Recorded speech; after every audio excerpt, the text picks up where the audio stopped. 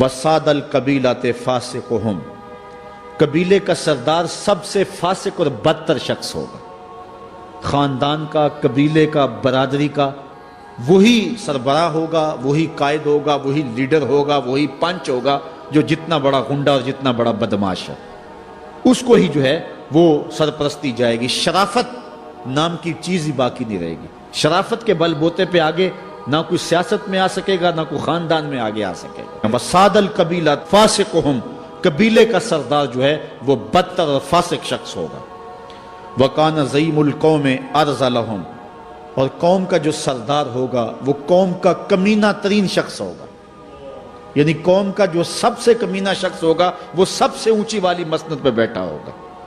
اور آپ دیکھ لیں، صرف پاکستان میں نہیں پوری دنیا پہ دیکھ لیں، کیا ایسا نہیں دیکھ رہے ہم کہ جو بدبخت ہے، جو کمینہ ترین شخص ہے، فلک نے بخشی ہے انہیں خواجگی، جو جانتے نہیں روش بندہ پروری کیا ہے، جن کو اپنے نفع نقصان کا بھی نہیں پتا، اپنے آپ کا بھی شعور نہیں ہے، ہم کون ہیں، کس لیے آئے ہیں، جو مقصد حیات سے بھی آگاہ نہیں ہے، تو وہ قوم کے سردار ہوں گے، سیاسی تنظیمیں ہوں یا دیگر تنظیمات ہوں، الا ماشاء اللہ۔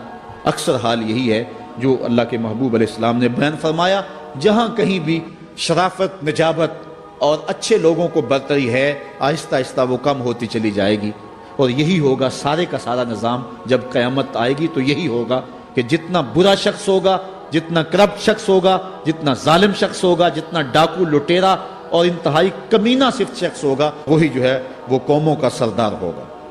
وَأُكْرِمَ الرَّجُلُ مَخَافَةَ شَرِّهِ، اور آدمی کی عزت اس کی شر سے بچنے کے لیے کی جائے گی۔ فلاں بندے سے اگر تعلقات قائم نہ رکھے تو ہمیں نقصان پہنچائے گا۔ آج 10 نمبر کا غنڈا بھی ہو تو لوگ اس سے تعلق ضرور استوار رکھتے ہیں، یہ فخر سمجھتے ہیں۔ آج کل افطار پارٹیاں ہو رہی ہیں اور اس میں ان کو بلایا جاتا ہے دعوت افطار پر جنہوں نے روزے ہی نہیں رکھے ہوئے۔ یہ افطار پارٹیاں نہیں ہیں، یہ ایک تماشا ہے جو لگایا جاتا ہے۔ وَظَهَرَتِ الْكَيْنَاتُ وَالْمَعَازِفُ، اور گانے والی اور بجانے والی عورتیں اور گیت گانے والی عورتیں، رنڈیاں، یہ جو ہیں وہ گانا شروع کر دیں گی اور یہ عام ہو جائے گا۔ وَشُرِبَتِ الْخُمُورُ، اور شرابیں پی جائیں گی، رنڈیاں ناچیں گی، گانے گائیں گی اور شرابیں پی جائیں گی۔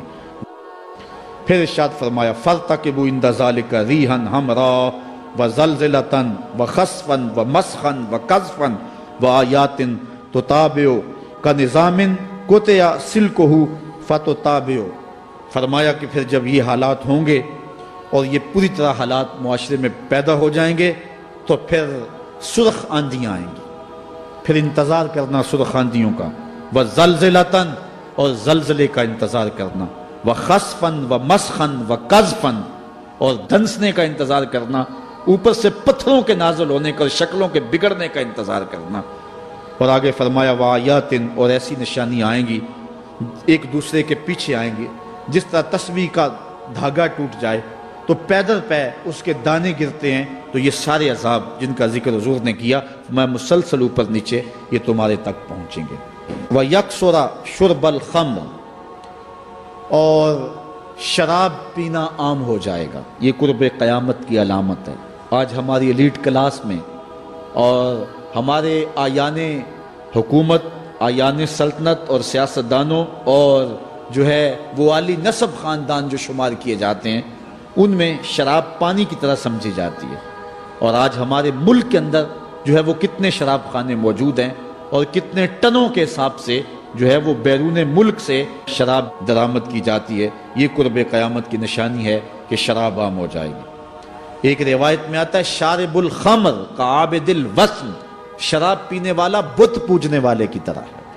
کتنا سخت فرمایا گیا، اور کل قیامت کے دن سخت رسوا ہوگا جو دنیا کے اوپر شراب پیتا رہا ہوگا۔ اللہ تعالی ہم سب کو محفوظ فرمائے۔ وَيَقِلَّ الرِّجَالُ وَيَكْثُرُ النِّسَاءُ، اور ایک نشانی حضور نے یہ ارشاد فرمائی کہ مرد تھوڑے ہو جائیں گے اور عورتیں زیادہ ہو جائیں گی۔ ایک تو عورتوں کی افزائش زیادہ ہوگی، اور دوسری بات مختلف ہنگاموں میں، حادثات میں اور جنگوں میں مرد قتل کر دیے جائیں گے اور عورتیں زیادہ ہو جائیں گی، یہاں تک کہ حضور نے فرمایا حتی یکونا لخمسین امراتن القیم الواحد، یہاں تک کہ 50 عورتوں کا ایک مرد منتظم ہوگا۔ 50 عورتیں ہوں گی اور کمانے والا صرف ایک مرد ہوگا۔ حضور نے ارشاد فرمایا مجھے قسم ہے اس رب کی جس کے قبضے میں میری جان ہے، اتنی دیر تک قیامت نہیں آئے گی، یہ وقت بھی آئے گا کہ جانور انسان سے باتیں کریں گے، انسان ان کی بولی سمجھے گا اور وہ ان سے باتیں کریں گے۔ وَحَتَّى تُكَلِّمَ الرَّجُلَ عَذْبَةُ صَوْتِهِ، اور اس کے کوڑے کی جو رسی ہے، اس کا جو پھندنا ہے، وہ بھی انسان سے باتیں کرے گا۔ وَالشِّرَاقُ نَالِهِ، اور اس کے جوتے کا تسمہ بھی اس سے بات کرے گا۔ يُخْبِرَ فَخِذُهُ بِمَا أَحْدَثَ أَهْلُهُ بَعْدَهُ، اس کا گھٹنا اس کو بتا دے گا اس کے بعد میں اس کے گھر والوں نے جو باتیں کی ہیں، یہ حالات پیدا ہو جائیں۔ حضرت ابو ہریرہ رضی اللہ تعالیٰ عنہ فرماتے ہیں کہ رسول کریم صلی اللہ علیہ وسلم نے ارشاد فرمایا اذا اتخذ الفیء دیوالا، جب مال غنیمت کو، جب سرکاری خزانے کو اپنی ذاتی دولت سمجھا جائے گا، اس میں تصرف کیا جانے لگے گا۔